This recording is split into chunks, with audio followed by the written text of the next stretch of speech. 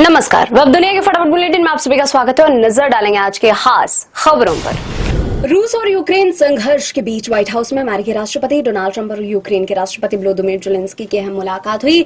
Zelensky को अमेरिकी Tom hoc मिसाइलों की उम्मीद थी, हालांकि ट्रंप ने यूक्रेन के राष्ट्रपति को लंबी दूरी की मिसाइल देने से इनकार कर दिया। ट्रंप ने मुलाकात के बाद एक्स पर अपनी पोस्ट में कहा, यूक्रेन के राष्ट्रपति व्लादिमीर ज़ेलेंस्की के साथ मुलाकात बहुत दिलचस्प और सौहार्दपूर्ण रही। मैंने उनसे कहा कि अब समय आ गया है कि हत्याएं रोकी जाए और समझौता किया जाए। बहुत खून खराबा हो चुका है। संपत्ति की सीमाएं युद्ध और साहस से तय होती है। उन्हें वहीं रुक जाना चाहिए जहां वे हैं। पाकिस्तान ने सीज फायर तोड़कर किया अफगानिस्तान के पक्तिका प्रांत में हमला। पाकिस्तानी एयर स्ट्राइक में 3 अफगान क्लब क्रिकेटरों समेत 8 लोगों की मौत। अफगानी सेना की जवाबी कार्रवाई। पाकिस्तान के साथ होने वाली T20 सीरीज से हटा अफगानिस्तान। पाकिस्तान के विदेश मंत्री ख्वाजा आसिफ ने सीमा पार से लगातार हो रही आतंकी घटनाओं को देखते हुए अफगानिस्तान के नागरिकों से पाकिस्तान छोड़ने को कहा है। उन्होंने कहा कि अफगानिस्तान के साथ पुराने रिश्तों का दौर अब खत्म हो गया है। बिहार चुनाव के लिए पहले चरण की 121 विधानसभा सीटों पर खत्म हुआ नामांकन। महागठबंधन में सीटों पर नहीं बनी बात।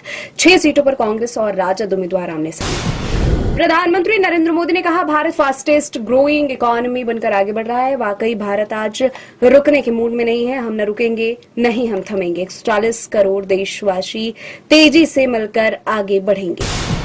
प्रधानमंत्री नरेंद्र मोदी ने सोशल मीडिया साइट एक्स पर अपने पोस्ट में कहा, देश के मेरे सभी परिवारजनों को धनतेरस की अनेकानेक शुभकामनाएं।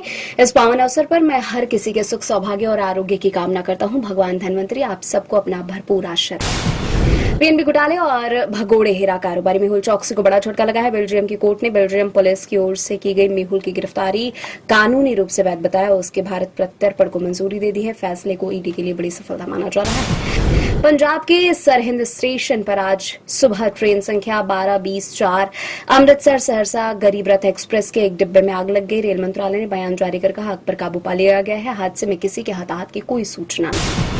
वित्त वर्ष 2025-26 की दूसरी तिमाही में जियो ने कुल 7379 करोड़ रुपए का लाभ कमाया है। यह पिछले वर्ष की समान तिमाही के मुकाबले 12.8% ज्यादा है। इस तिमाही में जियो के कुल ग्राहकों की संख्या 83 लाख बढ़ गई।